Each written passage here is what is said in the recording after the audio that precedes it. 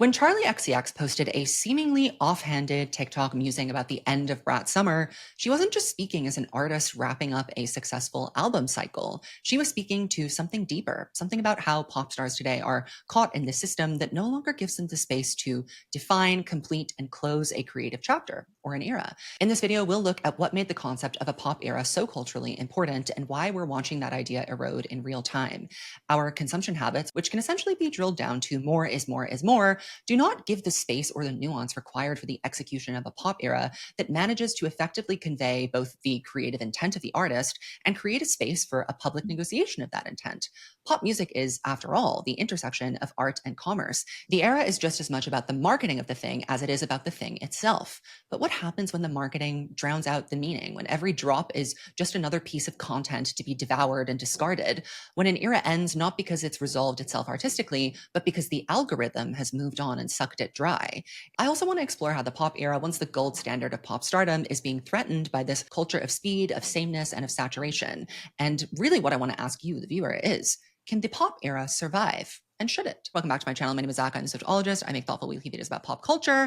And I have to let you know that my podcast, Evolution of a Snake, is going on tour literally at the end of this month. It's crazy. We're like 2.5, 3 weeks away from opening night in New York City, and we're almost sold out in New York. I would love to see you there. Go to evolutionofasnake.com to get tickets to any of our 10 shows, except for LA and DC, which are sold out, but you can get virtual tickets to catch us live in LA if you're interested. When Charli says it's hard to let go of Brat, she's not being dramatic. She's being honest. In today's pop landscape, an era isn't just a promo cycle. It can be a self-portrait.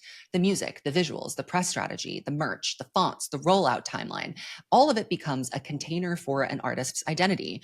You're not just releasing a record, you're releasing a version of yourself. Maybe it's a version of yourself that you've been crafting for months or even years, often in solitude, unaware of how it's going to be received by the public. And when that version of you that you've worked so hard on creating is embraced, when the album hits and the tour sells out, when the memes start rolling in, of course, you want to hold on to that. Why would you want to start over?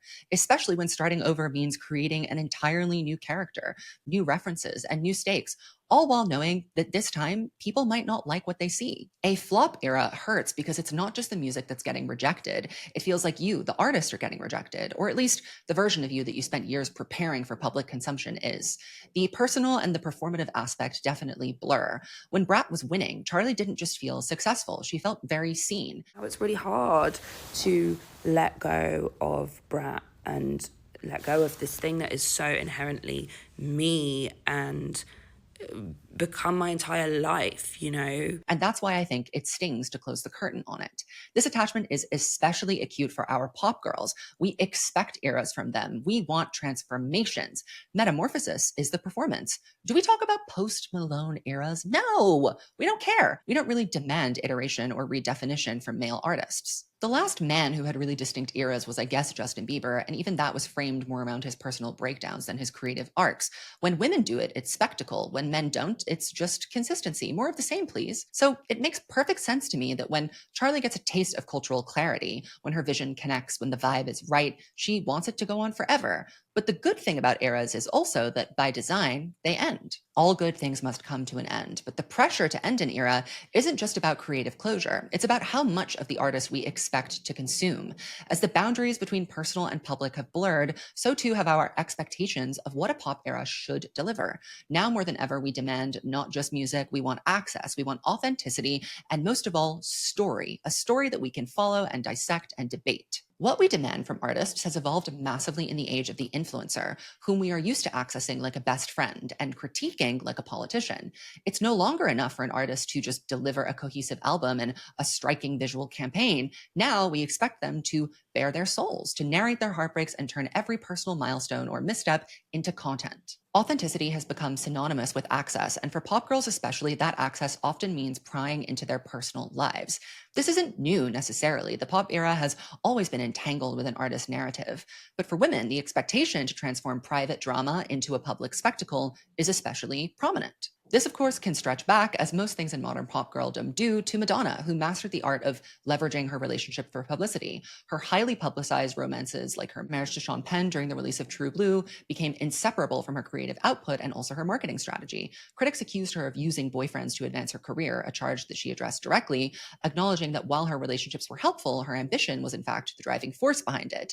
And if you want to go back even earlier, we can look at the many marriages of Elizabeth Taylor, each one not only a tabloid sensation, but a media event that fed directly into her stardom. Her personal life was serialized in the press like a soap opera, and her image as a glamorous, volatile, irresistibly messy woman became inseparable from the roles that she played on screen. She wasn't just acting in melodramas, she was living in one. And the public felt entitled to both spectate and speculate. This blueprint, where the woman is both performer and performance, where her desirability is heightened by her dysfunction, laid the groundwork for the modern pop star, who must now navigate the same scrutiny on a much faster, much more invasive, and algorithmically fueled scale. The late 90s and early 2000s definitely marked a pivotal shift in how personal drama became intertwined with pop stardom, and no pair illustrates the double standard of this better than Britney Spears and Justin Timberlake. Their breakup became public spectacle, but only one of them really profited from it. Justin launched his solo career with Cry Me a River, a song and video that invited audiences to project blame onto Britney for the end of their relationship and cast him as the wounded party. It definitely worked. The drama fueled his narrative and boosted his credibility as a solo artist.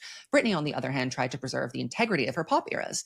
In the Zone and Blackout were meticulously constructed projects, musically forward-thinking and visually rich, yet they were constantly overshadowed by the media's fixation on her personal life. She was mocked, slut-shamed, and punished for the same drama that elevated Justin Timberlake. This contrast reveals an uncomfortable truth.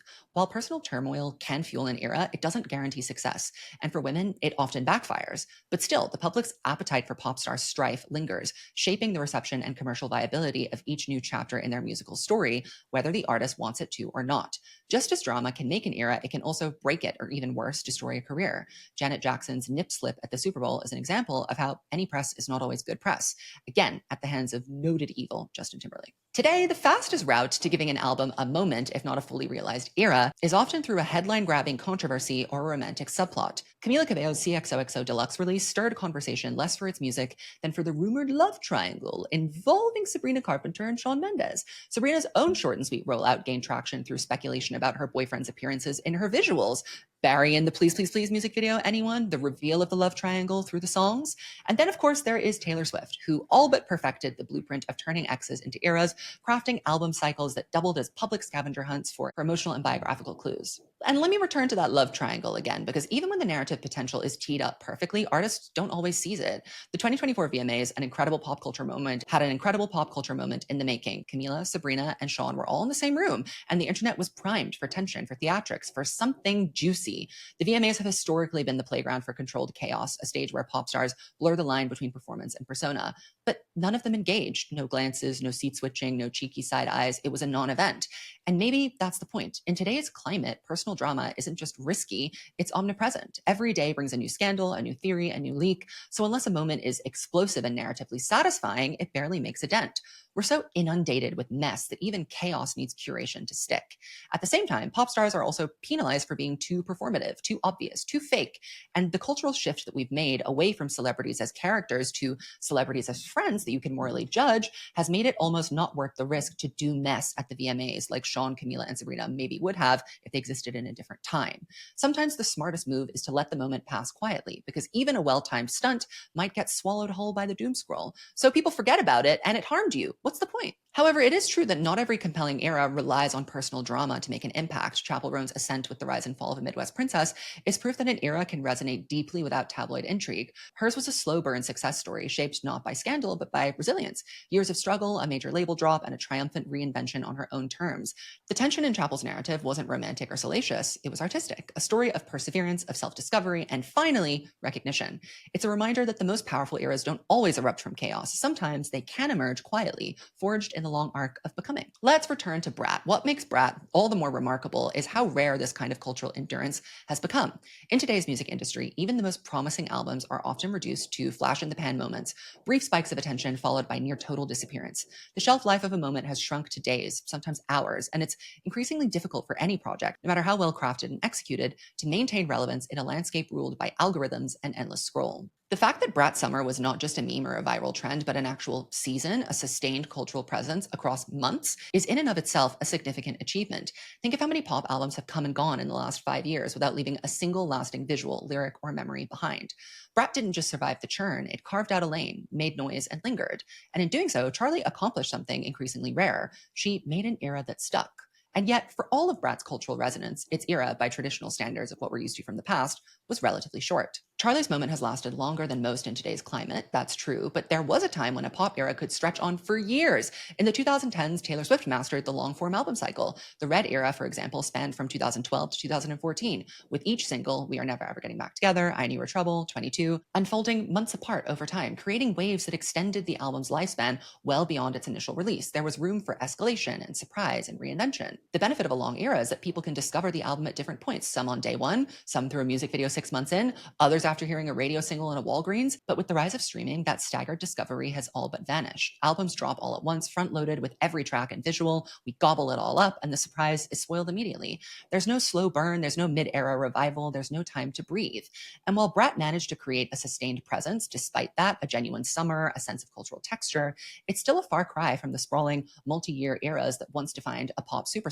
Which brings me to my next point. The trend cycle is killing culture. In the age of streaming and social media, the speed at which we consume music has fundamentally changed, not just how we listen, but how we value what we hear. The trend cycle has become so accelerated, so relentless, artists barely have the time to stake a claim before the algorithm actually moves on. What used to be a carefully planned rollout is now a race against irrelevance. Attention is the new currency, and its value depreciates fast. We see this most clearly in the rise of the perpetual pop star, these artists who abandon the concept of a cohesive era altogether, opting instead for constant output. I'm really thinking of Tate McRae here.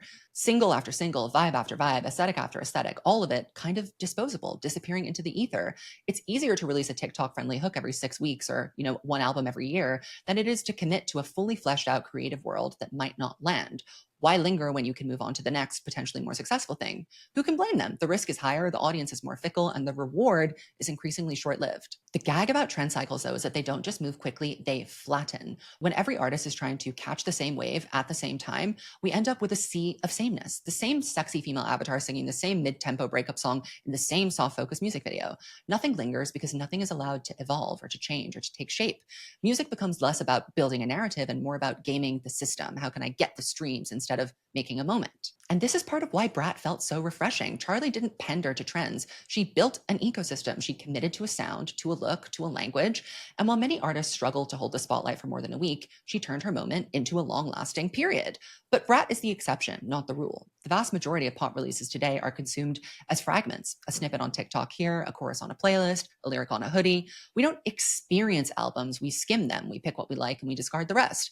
And when the lifespan of a trend is shorter than the time it takes to shoot a music video, it's no wonder that so many artists choose not to bother with the traditional trappings of an era at all. In this TikTok I'm referencing, Charli herself expresses this admiration for the drop model in fashion, these curated, exclusive releases that build desire through scarcity. I was thinking about it in a sort of fashion drop kind of a sense, like almost the Supreme model of giving a tiny little bit of something, a small drop of something, and then retracting it and cultivating desire. She referenced Supreme kind of like as an inspiration for how she thinks about a rollout strategy. Give a little, pull back, cultivate hunger. And she definitely tried to bring that spirit into Brat with the cryptic teasers, the limited run activations, the Brat card, the Brat wall. But even for Charli, at the end of the day, music isn't streetwear. No matter how inventive the campaign, the product still arrives all at once on every platform for everyone. Streaming has stripped music of the ability to feel rare. No surprise is really a surprise when the entire track list drops at midnight. Charli's brilliance was in making Brat feel exclusive anyway with, remixes and stuff, but the tension remains. Even the most carefully crafted era must still contend with a system that is designed to flatten moments the second they arrive. This shift towards hyper-fragmented engagement is further reinforced by broader consumption trends. As outlined in Sarah Lee's 2025 Music Consumption in Entertainment and Media Trends, we're witnessing a mass transition from ownership and immersion to sampling and platform fluidity. Audiences are no longer investing in albums or eras, they're grazing and picking. Rather than entering a distinct pop world and staying there for months or even years, listeners bounce between tracks and moods and playlists, often without ever even learning an artist's name. The author notes that the relationship between artists and fans has become relational rather than transactional, which means that listeners are expecting a continuous value exchange rather than the old model of periodic, concentrated releases. The result is this kind of culture in music where it's nearly impossible for any one artistic moment to stick for longer than a month. Instead of eras that unfold and evolve over time, we get isolated impressions that vanish as quickly as they arrive. The very architecture of streaming and of social platforms is built to move on, not to dwell and to celebrate. And for the pop star who once thrived on long arcs and immersive storytelling, this is a fundamental and existential issue. There's another cultural shift, how we relate to celebrities. All of this, the acceleration of the trend cycle, the flattening of discovery, the erosion of narrative, isn't just changing the way we engage with music. It's changing what it means even to be a pop star. In a world where content never stops and attention spans keep shrinking, the celebrity itself has become the product, not the music. And that raises an even deeper question. What does it mean to maintain a persona, a mythology, or even a mystique when the modern pop star is also expected to be kind of like an influencer, constantly online, endlessly accessible, and relentlessly authentic? This brings us to the next part of the story, how the very nature of celebrity has been rewritten and what Charli XCX, knowingly or not, reveals about the impossible balancing act of being a pop star in 2025. Mystery used to be a pop star's greatest asset. Withholding was part of the allure. Strategic silence, disappearing between eras, and the carefully timed return with a new sound, new look, new story. But in 2025, mystery is almost impossible to maintain. Everything is content. Every outfit, every Instagram story, every live stream, every memeable moment is part of the brand. And in this ecosystem, authenticity has become less about being real and more about being accessible. It's no longer enough to release your music. You're also expected to narrate your emotional breakdowns in real time, respond to fan theories, post behind the scenes footage, and appear relatable while still being aspirational.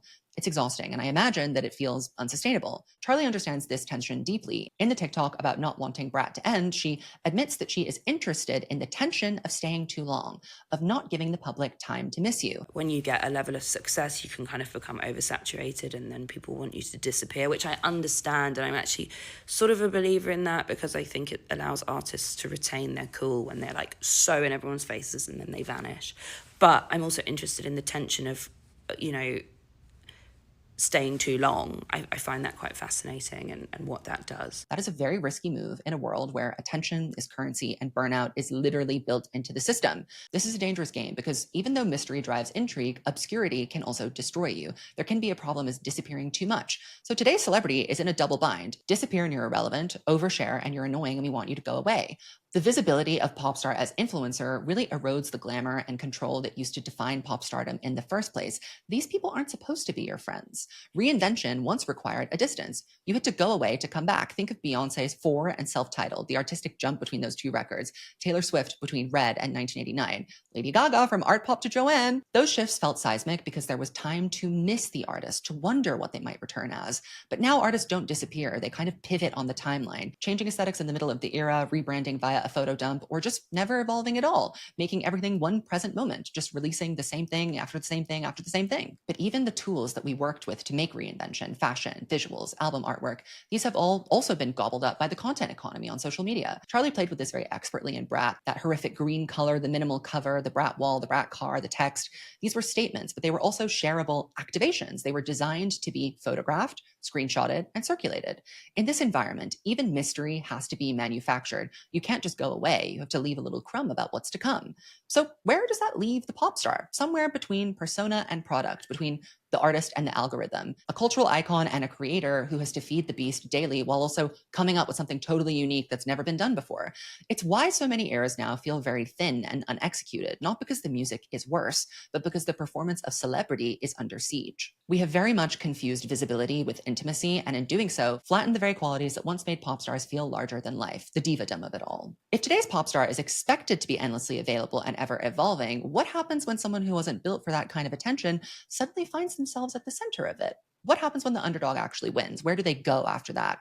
Charli XCX has long been hailed as a cult favorite, a critical darling, a tastemaker's pop star, your favorite artist, boundary pusher, just kind of left of center. For years, her fan base wore her lack of mainstream recognition as a badge of honor. She was ours, not theirs. So when Brat finally broke through in a big way, charting higher, going more viral, commanding more cultural bandwidth than any of her previous projects, it created a subtle but unmistakable shift. Suddenly, Charli wasn't just niche, and she also wasn't just the future of pop. She was its present. She was happening right now. And for some fans and critics, that created a discomfort they didn't quite know how to name. Chapel Roan is also kind of experiencing this right now. The paradox of being a cult classic is that your value is partly rooted in your obscurity. And the moment you become widely celebrated, you risk diluting the very edge that made you compelling in the first place. The backlash is often swift and coded in aesthetic terms. Accusations of selling out, of pandering, of staying too long, of losing your artistic purity. But really, this is about possession from fans. Your audience no longer feels like they have discovered you and you've outgrown the mythology they built around you. So they feel abandoned, or even worse, exposed. And for female artists, especially, that leap from outsider to main pop girl almost always comes with accusations of manipulation or inauthenticity. Again, Chapel Roan's rise from industry dropout to queer pop icon was widely celebrated until it wasn't. Have you seen the Chapel negativity brewing at the moment? The same people who championed her early work are now questioning whether she's really an indie artist for the LGBT community anymore, if she really practices what she preaches, if she deserves all of the backlash that she's getting, while she builds a fan base that's just discovering her for the first time. Sabrina Carpenter, too, when she finally, came on after all those years of trying, has faced increasing skepticism as she edges closer to a fully mainstream profile, with people really questioning the integrity of her songwriting and wondering if she can make this moment last without even letting the moment properly end. In each of these cases, the transition from overlooked to overexposed triggers a kind of cultural whiplash. We want the artist to win, but only on our terms. We want them to be seen, but not too seen. The very success we once demanded becomes the reason that we turn on them. It's not that cult favorites can't go mainstream, it's that the infrastructure of fame as it stands right now punishes them for doing so, especially if they're pop girls. Charli captured this contradiction perfectly when she joked that once you reach a certain level of success, people start assuming that you must be stupid or worse, a vessel for someone else's ideas. As she put it, you're kind of like this underdog, and then you go on this like journey of success and people are on it with you, and then you reach this new level of success and some people are very happy for you, but other people are then like, actually wait, no, you must be stupid, you must be a vessel for other people's ideas, otherwise how would you have done this, you silly woman? So while Brat may have been a breakthrough in every sense of the word for Charli, it also, I think, marked the end of an era in its own way. The era where Charli could purely exist on the fringes and rise up out of the ashes. She's in the center now, and staying there requires not just talent and vision, but an immunity to the backlash that comes when your myth no longer fits inside the margins. So I've been thinking about this question quite a lot. Was Brat kind of the savior of the era? Is it a sign that there is possibility for eras to exist in this endless culture of moving on and flattening? I think at this point it is clear that most pop eras are lucky to succeed on just one of these fronts: critical acclaim, commercial performance, personal resonance, cultural impact. Just one of those things makes it a successful album. Brat somehow pulled off all four. And what makes this era extraordinary isn't just its cohesion or even its virality, it's that it managed to operate on multiple levels simultaneously: as high concept art, as an emotional self-portrait of an artist, as a marketing masterclass, and as a magnet for gossip and spectacle. In one moment, Brat was a fashion-forward statement, this slick, stylized, unmistakably branded, retina-burning green moment. But in another, it was confessional and raw. It was Charli writing openly about jealousy and self-doubt and fractured friendships, banking off of the fact that people would make the connection she was singing about other famous people like Lorde and Taylor Swift. It served the purists. The production is among her sharpest and most avant-garde. It also served the critics, who lauded it as career-defining. The casuals also encountered it for the first time through the virality and the danceable hooks. And it also satisfied the gossip industrial complex by giving a little bit of juice. There was something for everyone. The point about how Brat interacts with personal drama is very interesting. It trafficked in personal drama, but it didn't rely on it. The Lorde and Taylor Swift speculation, stoked by Girls So Confusing and Sympathy Is a Knife, added intrigue without derailing the album. It allowed listeners to project their own narratives onto the music, while Charli herself stayed just vague enough to keep the mystery alive. She understood that feeding the machine and maintaining her agency weren't mutually exclusive. That isn't just good PR, it's good authorship. Charli is a great writer. There's something to be said also about Charli's ability to world make. Charli approached Brat like a drop, as we mentioned: limited run pop-ups, cryptic digital teasers, a remix album with 20 guest features, fan activations in person. She didn't just release an album, she translated a viral moment into the real world, which is increasingly the hardest bar to clear. And that world lived across timelines and city blocks and club dance floors. Most artists today are fighting just to stay visible online. Charli managed to take that offline as well. And she didn't just stay visual, she turned the culture fluorescent. And that's what makes Brat feel like such a rare feat, because it returned to some nostalgic model of the pop era, the monoculture, if you will, where everybody was kind of talking about the same thing at the same time. And it's extra notable because it created something new using the broken tools of the old model of pop stardom. It embraced the churn without being cheap. It gave us access without becoming hollow. It was of the moment, but it didn't disappear inside the moment itself. And in a landscape where most pop albums just vanish into our endless scroll, Brat stood still and let everything else revolve around it. So was Brat a blueprint? I think it might be for Charli to have another successful era. I don't know how successfully it can be executed by another pop star. I'm definitely keeping my eye on Lorde and this Virgin album cycle because there has been such a hype and an intrigue around what was that. And I think that she kind of occupies a similar space and question that Charli occupied. And we're ready for a Lorde come up. So I'm keeping an eye out on Lorde to see if, an era can continue to exist for an artist that is not already a huge, massive, giant pop star like a Beyonce or a Taylor Swift. But, for the other girls, for the girls that don't necessarily have the legend and the myth behind them, it seems to me that the chapel model is going to be the thing that is most reliable. And that ironically makes focusing on making good music more important now than it ever was before, even in the era of endless churn and endless flattening.